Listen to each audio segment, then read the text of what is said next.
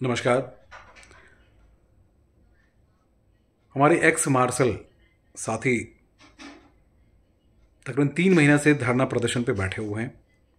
28 अक्टूबर से धरना पे बैठे हैं। 3 महीने पूरे हो चुके हैं। आज 28 तारीख है। 3 महीने से ज़्यादा हो गया।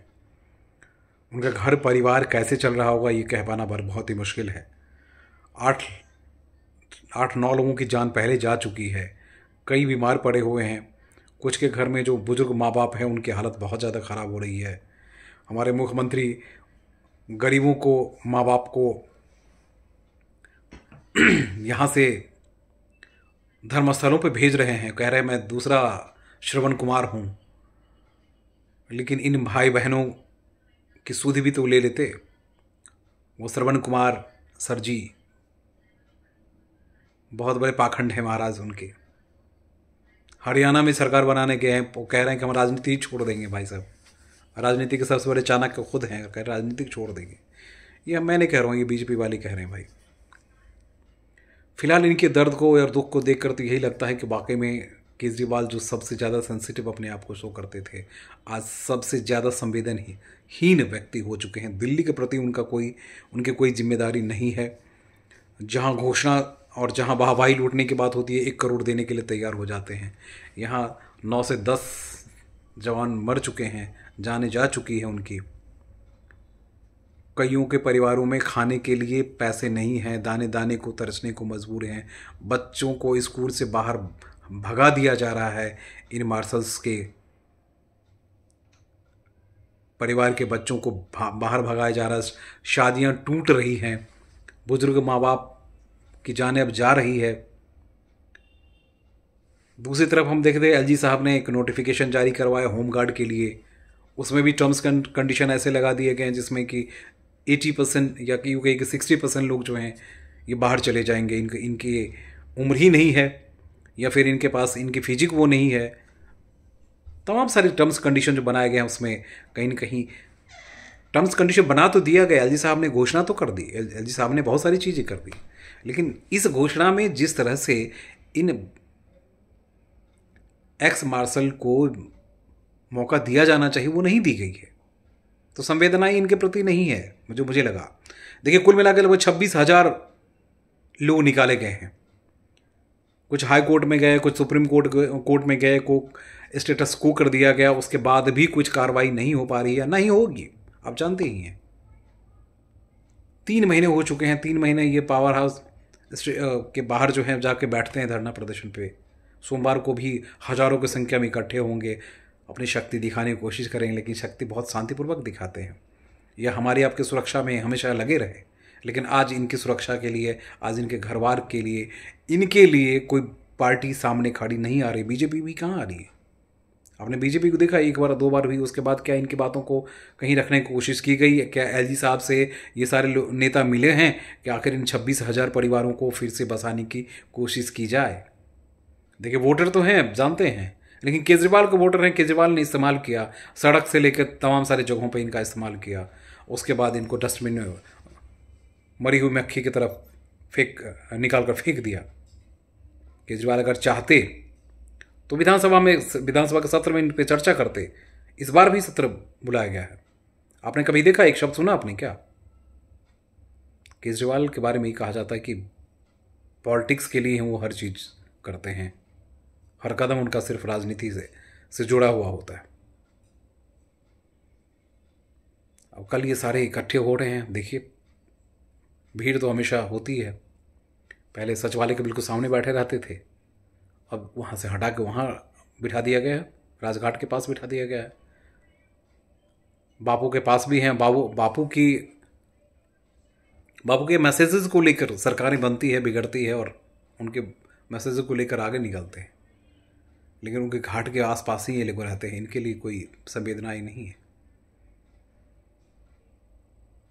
कईयों से बात होती है तो डेली आते हैं, और उसमें से ज़्यादातर लड़कियां जो हैं वो महिलाएं हैं, बुजुर्ग महिलाएं हैं, रो कर चली जाती हैं। केजरीवाल को बददुआएं देकर चली जाती हैं। मोदी जी भी कुछ नहीं कर रहे। मोदी जी भी कुछ करते तब ना भाई। आपको लगता है कुछ किया जाए तो इसके लिए कुछ करें। कल भारी संख्या में फिर ये इकट्ठे होंगे। आखिर कहीं तो कोई सॉल्यूशन होना चाहिए। हाँ, ये हकीकत है कि इनके दो गुट बन चुके हैं। एक बीजेपी गुट बन गए, एक आम आदमी पार्टी वाले गुट बन गए हैं। गुटबाजी यहाँ भी शुरू हो गई। अब 10,000 की भीड़ को आप इकट्ठा नहीं कर सकते ना, आप जानते ही हैं कि भाई। दुर्भाग्य तो ये है कि इनसे मंत्री तक मिलने को तैयार नहीं होते। जो ट्रांसपोर्ट मिनिस्टर है वो भी मिलने को अपने घर पे तैयार नहीं होते। अरे इनकी बातें सुन तो लीजिए, इनकी बातों के लिए कुछ तो कीजिए। इनके साथ ही जाके धरना प्रदर्शन में देख इनसे मिल तो लिया कीजिए भाई। आप तो धरना प्रदर्शन से ही निकल के आए थे, आम आदमी पार्टी की सरकार बनी थी। इन गरीबों का कोई भला करने वाला नहीं है, चाहे बीजेपी हो, चाहे कांग्रेस हो, चाहे आम आदमी पार्टी हो।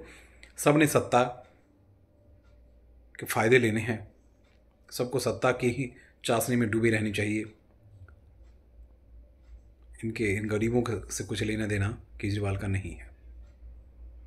कल भीड़ होगी, कल देखते हैं क्या होता है। आज बड़ भयंकर बयानबाजी केजरीवाल जी वहाँ किया करते थे। शिक्षा दे दी, शिक्षा में क्या क्या बदलाव किया आपको पता ही है। शिक्षा की हालत जाके देख लीजिए स्कूलों में। 2010 बिल्डिंग बना दी, उसके बाद शिक्षा बहुत बदल गया, शिक्षा सब कुछ हो गया भाई साहब। अंदर जा नहीं रहा है। अब जा देखिए दिल्ली सरकार के स्कूलों के, यहाँ का हॉस्पिटल की हालत देख लीजिए। अलग दुकानें लगा के बैठ के मोहल्ला क्लिनिक का नाम पे बहुत सारी चीज़ें हुई है। इन गरीबों की ओर ध्यान दीजिए केजरीवाल जी। 2024 का भी चुनाव है, 2025 का भी चुनाव है, 50 चीज़ें हैं। ये छोटा सा ही प्रदेश है, लेकिन छोटा सा प्रदेश ने आपको मान सम्मान और हर चीज़ दिलाया। लेकिन इस प्रदेश के साथ आप जो छल कर रहे हैं ना, उसका खामियाजा भुगतना पड़ेगा आपको। उधर एमसीडी में भी घोषणा, नौकरी देने की घोषणाओं पे घोषणा किए जा रहे हैं। साफ सफाई के नाम पे देखिए दिल्ली की सड़कों की क्या हालत हो गई है।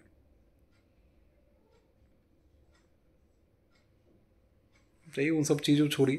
फिलहाल उम्मीद करते हैं कि आप एक बार कम से कम जगिए, इस पर चर्चा एलजी साहब से कीजिए, होम मिनिस्टर जाकर गृह मंत्री से मिलिए, यहाँ मीडिया में आइए ना, जरा बयान दीजिए कि भाई इन गरीबों के लिए हम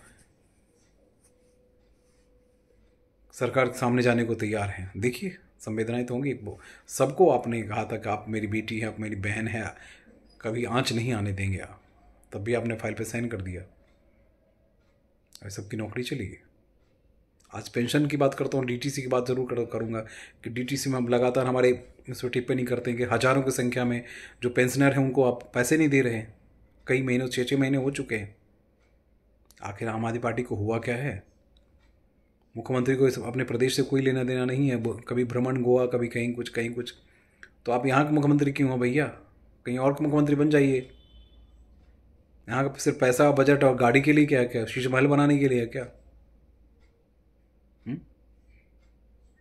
जनता पे ध्यान दीजिए मुख्यमंत्री जी। यही जनता आपको चुन के लाई है। यही जनता फिर 2025 में, अभी देख रहे हैं अपने विधायक को बचाने के लिए आप कि क्या क्या बयान दे रहे हैं। तो एक बार कम से कम सोच लीजिए, समझ लीजिए। तो मार्शल भाइयों से उम्मीद यही है कि आप शेयर कीजिए, ताकि आपके बातों को हम उठाते रहेंगे, बताते रहेंगे, समझाते रहेंगे और दिखाते रहेंगे।